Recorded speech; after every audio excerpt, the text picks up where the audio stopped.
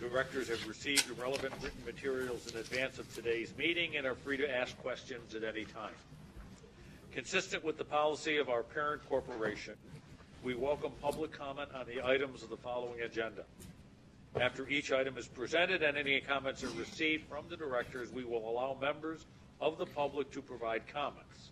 All comments should be limited to 2 minutes and should only address the item that is under consideration. Before we begin the substantive portion of the meeting, I'd like to ask the directors whether anyone has any potential conflict of interest with respect to any of the items on today's agenda. Hearing none, we may proceed. And I'd like to, in our first order of business, is the approval of the minutes of the directors' meetings of August 14th and September 18th. Do I have a motion? So moved. Second, moved and seconded. All in favor? Opposed? Carried. Thank you. Mr. D, if you could talk to us about an agreement for environmental services in connection with the outer boundary. Thank you very much. This is authorization to enter into an agreement for professional environmental services on ECHDC property on Buffalo's Outer Harbor. So this is really to protect public safety, and that's the whole intent here. It's all about public safety. So what we've done is we've hired LIRO engineers, and we have a contract. You can see under the funding amount, I think it's a little difficult to read, but if I could break it down, there's a known task and then there's allowances. It's a 3-year contract with 2-year option. But if you looked at the known tasks, you'd see that it's $23,300, followed by $9,300 for the next 4 years. So really what we're approving is a known task of $64,500, and then an allowance of $250,000 over the 5-year period, for a total of $314,500. So we would hope that we wouldn't spend into that allowance, but at the same time, when public safety comes to play, we want to make sure that we have something in a budget so that if something does come up, we can take swift action. So as in terms of background, as we know, back in 2013 we opened Wilkinson Point. A year later we took over 330 acres. Additionally, we took over 2 and 32 Furman Boulevard. We've worked diligently with various professional agencies to identify and assess remedial measures associated with the acquisition. The selection process, we used a pre-selected list of qualified vendors. LIRO presented a staff with very technical qualifications that were specific to the required task. They scored very well and stood out above the other 2 proposals. The scope of work specifically, there's an underground storage tank at 901 Furman that must come out.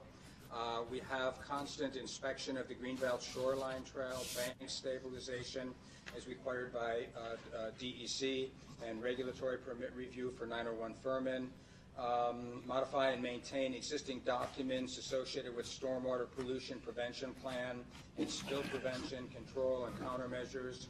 So there's a lot of just things that have to be done in terms of keeping it safe. So this whole process is to hire a firm that's qualified, a firm that will be able to be on call if something else happens, if we get a spill, if we find another oil tank, whatever it would be with regard to asbestos, waste, mold, lead, any sort of problem like that. We think we have a good contractor, and we'd make the recommendation. So my requested action is the directors are requested to make a determination of responsibility with respect to the proposed consultant, authorize the corporation to enter into an agreement with the consultant on the terms contained in these materials, and take all related action. Recommendation based on the foregoing, I recommend approval of the requested actions. Okay. We get it in front of us. Do I have a motion to have a move? Moved by Mr. D. Virgilio, seconded by Ms. Leiden. Mr. Mayor, do you have a question? Yeah, I mean, as I listen to it, I'm trying to understand the major public safety concern and issue, and are there things that should be done right now to protect the public? Sure. Well, the underground storage tank is one that's very, very specific. And then, any sort of soil line erosion. And, as we built Wilkinson Point, we put, a cap on that, and there's evidence evidence that we can see, where there's places where you can see the cap, and that's not supposed to happen. So it's kind of a maintenance issue, and so from public safety, we have now somebody who can give us some guidance and some engineering decisions to tell us how we can reconcile whatever problems we have. So right now, those areas that you mentioned, will the public be limited in access to those areas? Yeah, I mean, we're trying to stay ahead of it, and the underground storage tank is, I'm not sure if that's roped off right now. It's been in existence for years, so it's something that we found, and as we find it, we realize now we have to get rid of it, and now we have to design a solution. In terms of the other things, it's I don't think there's any imminent danger to the public. I don't think we have these areas roped off, but what we need to do is be proactive and recognize that we need to fix, we need to change it, and stay on top of it. And how the remediation that you described, how long will it take for that to be accomplished? I think everything is going to be different, some certainly quicker than others. There's nothing here that's going to require a shutdown of any sort of duration. You know, most of this stuff is, you know, you design a solution, then a week or two later it'd be completed. Thank you. Other than the process of bidding whatever we have to bid out. Thank you. You're welcome. Any other questions? Connie? Yes, the engineers submit their reports of conditions to whom?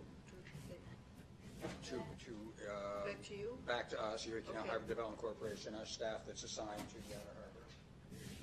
And so we have a professional engineer that one of our vice presidents is a professional engineer, so he can read those reports and monitor those reports as needed. Okay, thank you. Okay. Any comments from the public?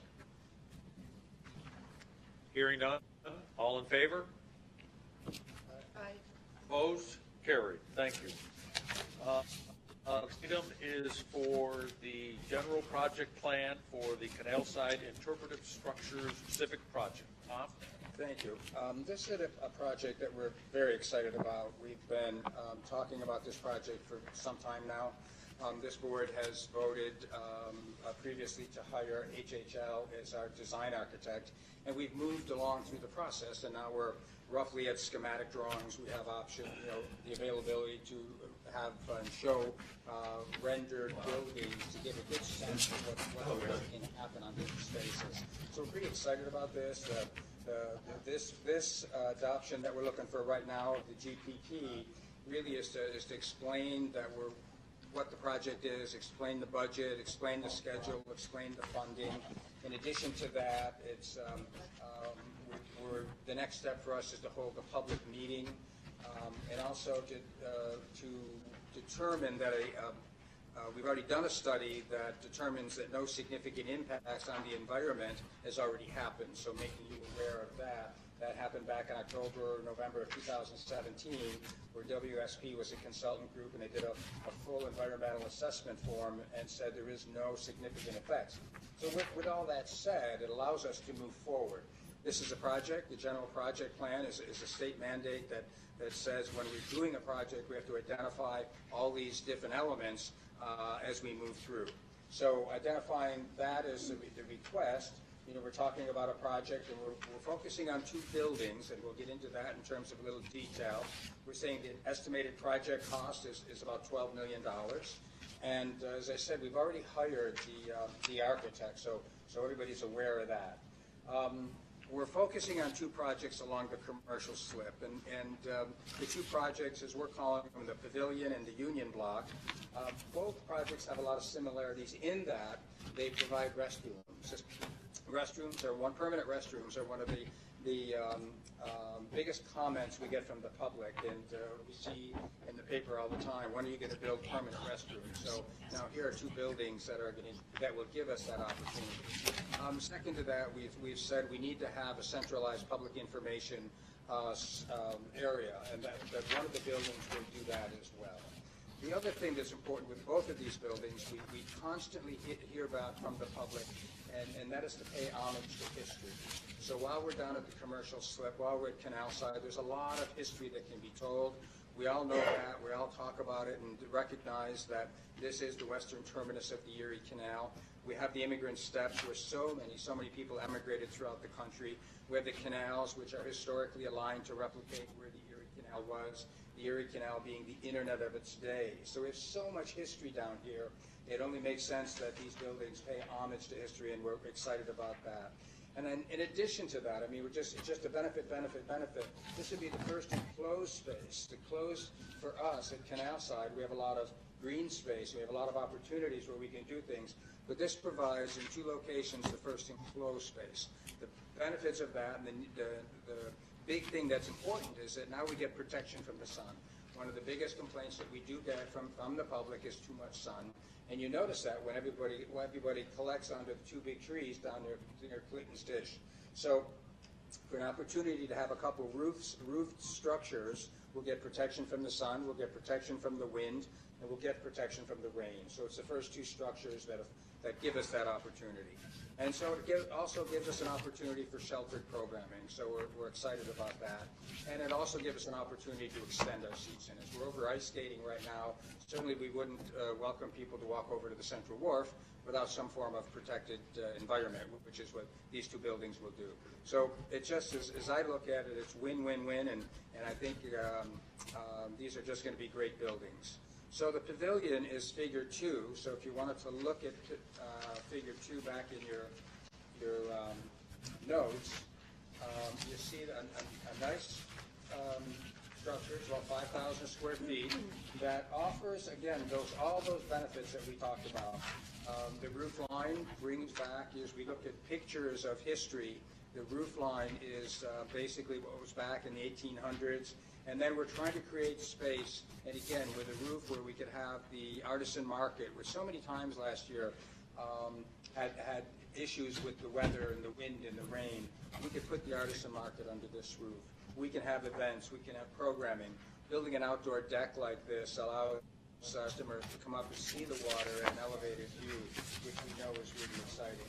So again, this building just checks off a lot of opportunities for our customers to enjoy it, enjoy the building, and enjoy the space in a greater way. It follows to the path of what was established in the 2004 plan, where we build up on the water's edge, and it just gives us some hard construction of a building that would be multifaceted in terms of its program. The Union Block, which you'll find in the picture in Building 3, is a much narrower building. And it's on a parcel of land that's adjacent to the Naval and Military Park. We're very excited about this building as well. This building, again, pays homage to history. We've probably met with, I don't know if it's 20, 30 different, maybe 40 different people, groups, talking about how these buildings would function, how they would flow. So as you're walking down, Marine Drive or Commercial Street, and you look now and you enter into Canal Side, it will have a different view.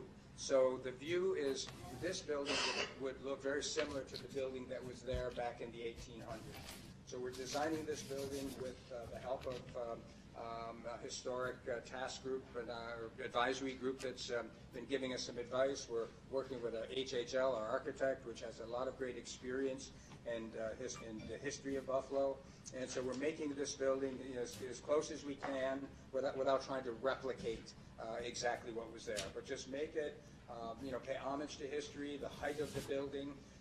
And the building was much longer than this, which is why at the one end you see an open structure. That open structure basically conveys the message that the building in its day was much longer. So we like this building, we like its function. It does what we said before, the same benefit of the restrooms, the information station, and it has opportunity for enclosed space. There's about 1,300 square feet on the ground floor where we can do multiple things. We'd love to have different groups come in and put displays, do displays, talk about the history of Buffalo, talk about the history of Canal Side and the commercial slip. And then up on the top, we have basically an outdoor roof deck. So again, up there, it's now protected from the wind, but it would be, at this point, an open deck. And we like that because a lot of places, throughout the country have roof decks that are very popular. And this roof deck looks over the water base, it looks over Canal Side, and we just think it's a great, 19th century type building in terms of the massing that's very programmatically very functional. So those are the two buildings. I'm So I would say that, as well, we do not own the land, which is obvious, and the city owns it.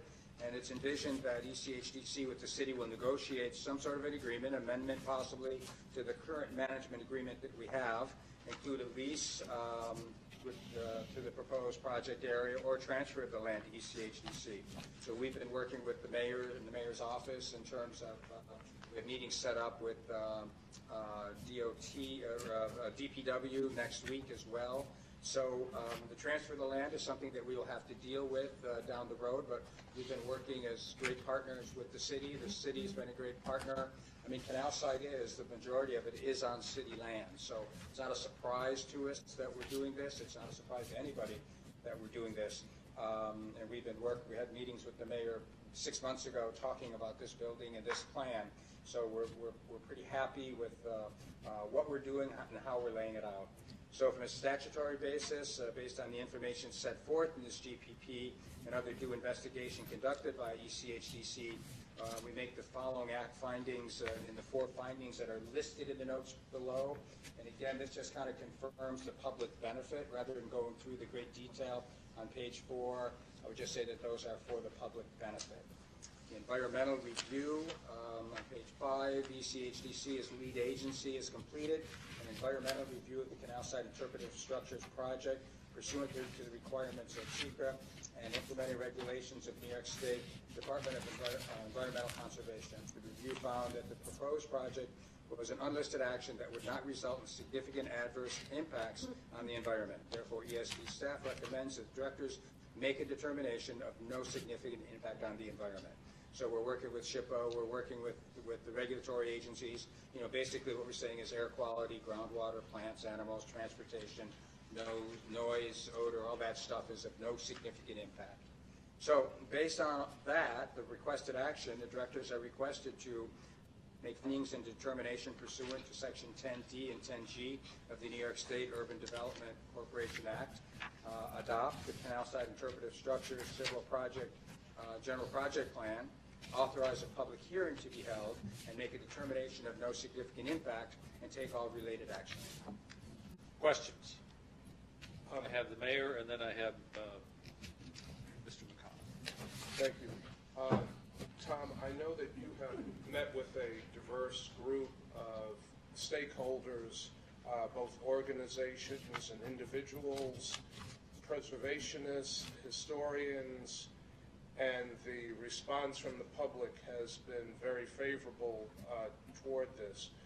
I believe that the preservation community that you have met with is in favor of these structures, the way they've been laid out? Everything we've heard so far has been positive.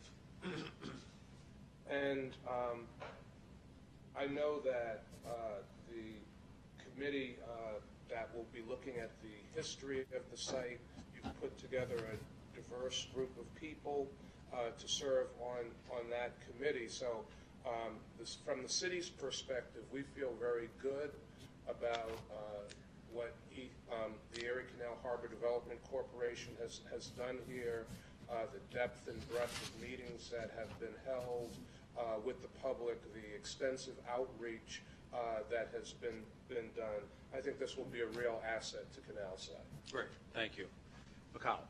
I mean, the mayor has indicated where he will come out on this, but would it not be prudent for us to conclude an agreement with the city before proceeding on the land? I think it's a concurrent path.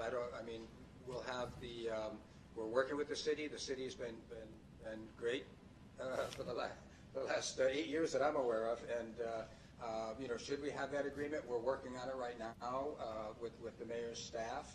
And I'm confident, that this is a $10 million, $12 million benefit to the citizens of Buffalo. And so I'm just thinking that everybody recognizes this as a benefit. And I can't imagine, we do have to have an agreement. And, time is, at next month's meeting, we're hoping to have, the public meeting will have happened, and we'll figure out from the public standpoint, hopefully be no significant impact in the public meeting. And at that point in time, we'll be hope to hire our construction manager because we already have the architect. And then concurrent, we are working with the mayor's office in terms of that agreement. So I'm confident that we'll reach an agreement because it's a win-win. So that's what I would say. Yeah, so this is a very high, cost project in terms of the dollar amount, $12 million. Have you done any feasibility studies about, what kind of traffic you would expect to get into these, buildings? Well, I would say not in terms of revenue generating, in terms of the traffic, in terms of environmental, but I think that the purpose of the building is to start to build up. This is how do I want to say this fast? The building itself, its purpose is part of the infrastructure of Canal Side. It's a statement. It's a building that pays homage to history. It replicates a building that was built back in the 1800s, and it follows kind of the guiding principles of the 2004 plan. So in terms of how much traffic will actually flow into the building, we don't know the exact number, whether it's a million and a half people who are going through Canal Side every year, that are going there right now. This building will offer more comfort to those buildings. I don't know that we want to say this building will jump us up to 2 million, because at some point there's a limit to how many people we'd love to see down there. We don't want an overcrowded condition. I think what this building does is it adds comfort and convenience to the people who are coming to the site. So I don't know that it's a question of we need a traffic study to say we'll have more people, more visitors. I think the visitors who are there will be treated to a better experience. Yeah, it's all about enhancing the experience of the current visitor base we have now, which we hope will continue to grow, but there's going to be some level of concentration and that we'll reach. But going forward, we need to have restrooms. We need to have places where people can assemble in and out of outside of the environment. So, and it's very consistent with the master plan that was developed back in 2010. So, it's really something that we're really pleased about getting it going. And these things can happen concurrently, and we need to hear from the public to make sure that they're whatever comments they may have for it. So I think working concurrently would be the best thing to move as quickly as we possibly can. Anyone else? I have one Connie. comment. I'm sorry.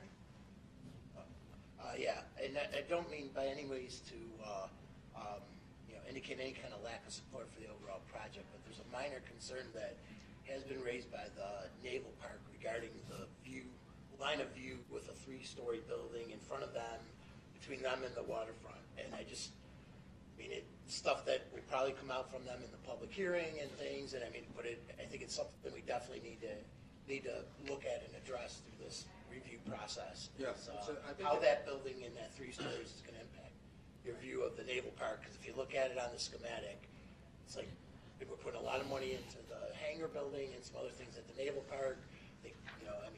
It's one of our best waterfront attractions and brings people there. We don't want people going down there looking for the Naval Park and then not being able to see where it is or locate it because we have a building. I would say we've always been a good partner to the Naval Park, and we will always continue to be. I think that the view sheds are going to be spectacular. So while it may be true that if you're standing up on the south side looking north, you may not see what you saw, but you'll always see the main building of the Naval and Military Park, and you'll always see the boats. So the change will differ, and I think the way we think about this project will change for all of us as well. When I first saw this project and thought about it, I didn't like it because it blocked, in my mind, the water, until I realized that it's a good thing that we have neighborhoods and that we have, if we're replicating in this area, there were 365 buildings in this small area at one point in time. And not that we're trying to get that sort of density, but a neighborhood is a good thing. And the more people that we come down here and keep comfortable, the more people will go to the Naval and Military Park. So I think this will be a gem of a building. And when if you come from the north to the south, you'll see exactly what you see at the Naval and Military Park. If you come the other way, you'll still see the main building. You just won't see the hangar building as direct. But as soon as you turn the corner, and what our building is going to do will be a beacon to get you to that corner, and then once you're at that corner, you're introduced to the Naval Military Park. So we think still it's a win-win. This is just a concern that was brought to the county executive's attention by the Naval Oh, I know. They're represented here today, and I know they'll be represented at the public meeting, and I think that we'll work with them, and we're going to make the park a better park by virtue of what we're doing. We intend to make sure that we have those conversations. We've had some of them already with the Naval and Servicemen's Park. Anyone else? Connie, did you have something? I do. The best projects are when we are doing landscape architecture and architecture at the same time. And I know that we're in the early schematic phases, but I would really love to see how our green spaces around these buildings will evolve. It's not too early to start that. Very good point. Okay, well taken. Any comments from the, Mr. Mayor? Yeah, so I know another important element of this will be the wayfinding signage that is going in. Can you just talk about that in relation to these new buildings and everything else we have there? Yeah, we're making some adjustments. So we have wayfinding that's been established, and as an perfect example is we had one of the wayfinding was right on this Union Block site. And in one of our meetings, the public meeting, the group meetings that we had, we were reminded that sign can't go away. So we're cognizant of that, and we totally agree that we need to keep consistent with our signage, and this building will tell a story on the outside and tell a story on the inside. Anyone else on the board? From the board? Anyone from the public? Hearing none, I'll entertain a motion for approval. Moved, seconded. All in favor? Aye. Opposed? Carried. Thank you. Mr. D, President's report. All right. Well, we started off 2017 with a bang in terms of the winter. The ice and winter pavilion are going full steam ahead. We're excited about the new setup. We have a new entrance. If everybody's probably noticed it, where people can stay warm as they queue to get their tickets. Recently, we had a topping off ceremony at Explore More at the Children's Museum, which is very exciting. It shows us that the building is moving forward and the structure is up, which is great. The topping off ceremony happened November 30th. The holiday celebration, December 1st. Another great event. Thousands of people out to ice skate and have a great night out and visit with Santa. And now we're privileged to have the USS Little Rock at Canal Side. So people are coming by there in droves to take a look at the great ship, and on the 16th it will be commissioned, and it's just another great thing at Canal Side, another great thing that's happening in Buffalo. So those are kind of things that have just happened moving forward. We're set up for ice skating. We have better crowd control. We have a lodge over there that keeps people warm. The commissioning ceremony is on the 16th. Another exciting thing, working with another one of our partners, Sabres, is the World Juniors. Is from, I think it's December 26th to January 5th. So a lot of excitement, a lot of hockey people coming to town, and they'll be treated to going outside, having some fun, something set up by the Sabres, and then they'll have the benefit of ice skating over in our location and just having fun with some of the programming we do. Exciting as well with construction and moving forward with development. So today's approval to move forward on these two projects to get to the next step. So that's a good sign. Progress is being made on Explore More. There's a lot of moving pieces, a lot of things going on. Terminal B at the Outer Harbor. There's capital improvements. An RFP is on the street right now with proposals due in mid-January. The RFP for the South Odd Block is on the street, and we're looking at proposals on that right now and having ongoing dialogue. Carousel discussions are ongoing. The site utilities that are south of One Canal Side, those discussions are continuing. The Outer Harbor Buffalo Billion 1 is in design development phase. Buffalo Billion 2 is in pre-concept phase. And the signage contract is near completion, and we expect to see new signage this summer. So that's a lot of work and a lot of stuff that we've been planning for years now, that we're really starting to see buildings come out of the ground and see plans. So I think it's a very exciting time. So in closing, we're planning another incredible winter at Canal Side. Stay tuned for more activities on Facebook and canalsidebuffalo.com. We continue to improve as a year-round destination that embraces our winters, and we're excited to see the responses of the expats who come home for the holidays. It was interesting watching the Bills game yesterday. It was I thought, a negative read on Buffalo, the way they kept harping about how bad our weather is. and I had to take a picture outside my house where I had a trace of snow, living in Buffalo, and a trace of snow, and sent it out to my friend in California who was saying how cursed we are to have so much snow. And we had nothing downtown, right? And it was all and I think they made the football game was the issue of how bad the weather is in Buffalo, which we know is an exaggeration in terms of what we get. So we look forward to more days of winter activities, and every day you can go to our website and find something to do. Thank you very much. Great, thank you. Mr. Mayor. As part of your report, Tom, there's a temporary building there now that is in close proximity to where the ice skating is.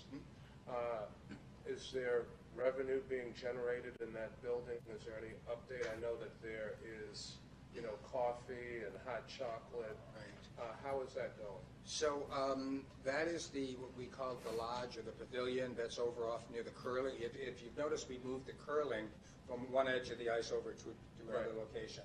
And so the reason we did that is to make that lodge a little bit more customer friendly. What we weren't getting is a lot of customers, consumers. We weren't getting a lot of people to use it. Now, by moving the curling over there, it was a great idea by Be Our Guest to recognize that the people who come curling usually come in groups. They usually stand by the side, watch their friends curl, and they usually stand there and they're pretty cold. So now by moving that curling over near the lodge location, it allows the opportunity for the friends to go inside, stay warm, and then come in and out of there and work in a warmer environment. And then they have the opportunity to buy merchandise and have a soft drink or have a cocktail and something to eat, something light to eat from that basis. So that's working better this year. And we're happy with moving the curling over there, which I think was a brilliant idea by John Dandies and his group. I mean, it looks really good. When we had the Christmas tree lighting, there were a lot of people in the lodge. I'm just wondering, what are our financial projections for it, and are we on projection? Well, we don't know that because our contract, as you know, with the Bisons is that they hold all the risk. And so we have a contract with them as we put forth some time ago, and they're in charge of managing the site, and they're in charge of creating the revenues, and then they're also in charge of their own expenses. So what we're trying to do, my ultimate goal with BRG is to get their number down every year. It's always been our goal. We've done that successfully, and I wanted to do that in the future so that to answer the long term of sustainability, the more revenue they can make in the lodge, the lower their fee will be every year. So it's a combination of where we give them chances to make revenue, make our customers happy, give our customers more opportunities. It'll help us as an organization in the long run in terms of our financial sustainability. So all of that revenue is audited, and we take that into consideration with the contract negotiations for the following years. That's correct. So we have a 5-year contract with them. So we do have a dedicated staff person who works with the reports that come in from BRG, and he works and audits that with our ESD financial division, and make sure that the revenue that's coming in and the expenses, to the degree that they can, to make sure that it all makes sense. And again, it's all about the long-term sustainability that we hope for, and we like the way they're operating because they're thinking more holistically about sustainability. Yeah, I'm impressed with them. I think they're doing a great job. Exactly. Thank you. I want to commend, Tom, your team for getting the skating up and running, given the fact that exploring more construction. Right. Next couple of years will be fun and interesting and challenging, but that's the whole purpose of building it up and getting it to a real long-term site that we can all be very proud of. Before we adjourn, I want to thank everyone for participating today, and also wish all of you a happy holiday season and a safe one. And with that, I'll entertain a motion to adjourn. No move? We're adjourned. Thank you so much.